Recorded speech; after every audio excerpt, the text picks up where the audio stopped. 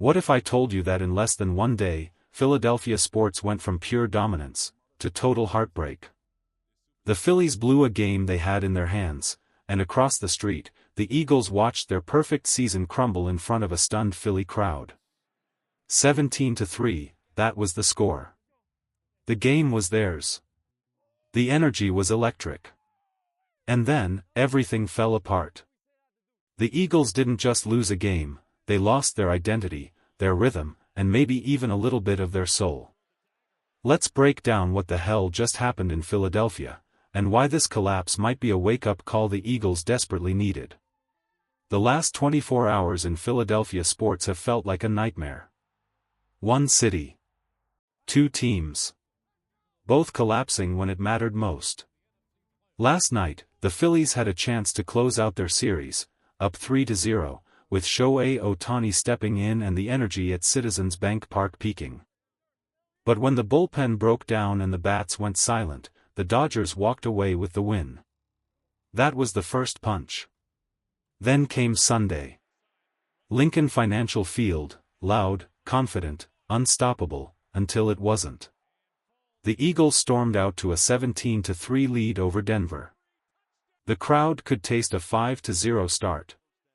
Jalen Hurts looked sharp, the defense had control, and for 3 quarters, this looked like the best team in football doing what the best team in football does.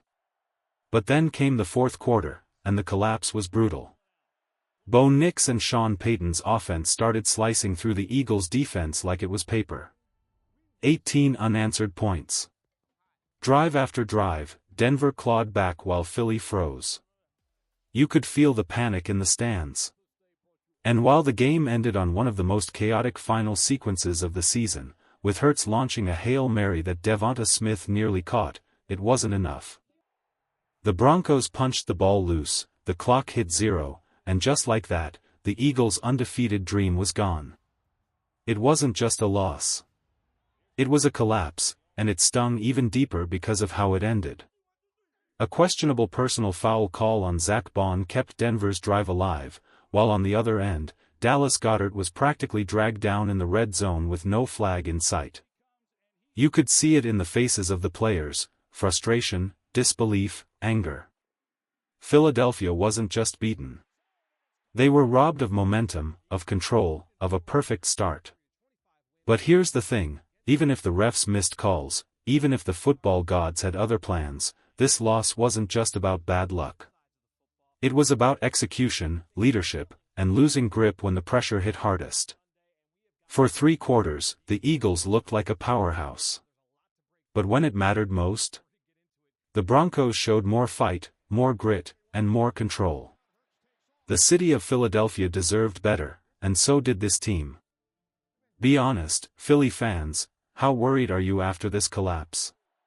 Rate your confidence in the Eagles right now, 1 being, we're doomed, 10 being, still flying high. Drop your number in the comments, because this loss hurt. The Eagles didn't just lose a game, they lost control. After that electric Saquon Barkley touchdown, everything came crashing down. The defense ran out of gas. The offense froze. Drive after drive turned into nothing but punts. You could feel the life getting sucked out of the team. From that 74-yard lightning strike, they went, punt, punt, punt, punt, and then a desperate Hail Mary that hit the turf. This team looked unstoppable for 2.5 quarters, and then, suddenly, it was like someone hit a switch. Every spark vanished. But here's the crazy part, they showed flashes of greatness. In the first half, that 12-play, 70-yard march. Beautiful football. Then a 90-yard touchdown drive, gutsy play calling, perfect rhythm, attacking deep on 3rd and 17. That's the Eagles we know. That's the team we believe in. But after halftime, silence. The offense looked confused. Disconnected. No rhythm, no flow, no confidence. Jalen Hurts finished with 280 yards and 2 touchdowns, sounds solid, right? But the numbers lie. The offense was out of sync, the line was leaking pressure, and Hurts was sacked 6 times. Even Saquon Barkley, who's supposed to be the spark of this running game, couldn't find a lane. 6 carries, just 30 yards. Take away one 17-yard burst, and he barely moved the chains. That's not the Eagles' identity, that's survival mode. And that's the biggest problem right now. This offense has no rhythm. They can explode for a quarter, and then disappear for an entire half. You can't win championships that way. You can't even survive the playoffs that way. Meanwhile, the defense, exhausted and stranded, gave up 18 unanswered points. It wasn't effort, it was fatigue. When your offense keeps going 3 and out, your defense starts breaking down. And that's exactly what happened. Give credit to Sean Payton. He coached with guts. Instead of tying the game, he went for 2. Denver took the lead, and never gave it back. That single moment of aggression turned the whole script. Now, this loss hurts. But it's also a wake-up call. The Eagles play the Giants next, a team they should absolutely destroy. But if the offense looks this lost again, if they can't protect Hurts, if they keep playing in flashes instead of full games, then it's time to hit the panic button. Because this isn't about one bad game anymore, it's about a pattern. A dangerous one. Eagles fans, how worried are you right now? From 1 to 10, rate your confidence in this team. Are you still trusting the process, or are the cracks starting to show? Let me know in the comments below.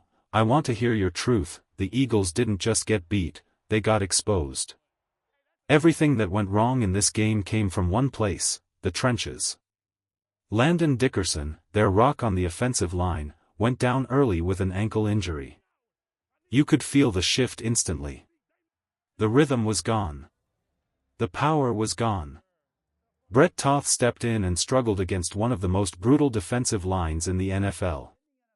Denver's front, led by Nick Bonito and Jonathan Cooper, tore through the Eagles like it was nothing.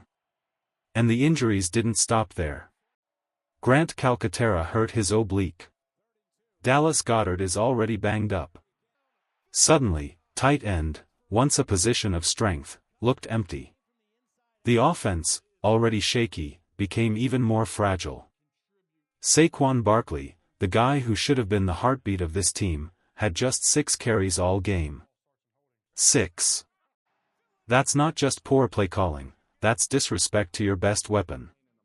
One of those carries went for 17 yards, his best run of the season, but the rest? Barely moved the chains. It's not that Saquon looks bad.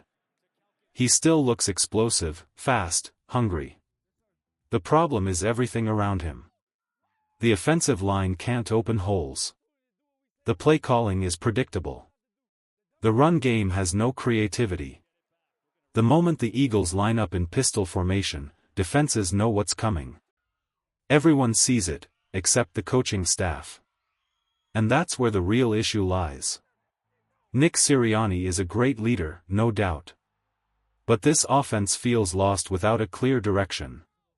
Since Shane Steichen left, the Eagles haven't been the same. With Steichen, they were fearless, unpredictable, dangerous. Every drive felt like a punch. Every game felt like a statement. Now, it feels like they're guessing. Kevin Patullo, the new offensive coordinator, was supposed to bring energy and structure. Instead, the play calling has been flat and lifeless. Simple reads, basic formations, no balance. How can a team go up 17-3 and then stop feeding Barkley? How can you not adjust when your offensive line is collapsing? The stats tell the story. After Barkley's touchdown, the Eagles ran 14 plays for just 3 total yards. That's not a slump, that's an offensive breakdown. And you can't blame the defense anymore. They've carried this team for weeks. But when your offense keeps going 3 and out, even the best defense will collapse. That's exactly what happened here, they simply ran out of gas. Now the Eagles are at a crossroads. Their offensive line is breaking. Their coordinator looks lost. Their rhythm is gone. And their quarterback, even with big numbers, can't do it alone. If this continues, the cracks in this team could become full-blown fractures. Eagles fans, I need your take. What's the biggest problem right now? The play calling? The O-line? Or is it deeper than that?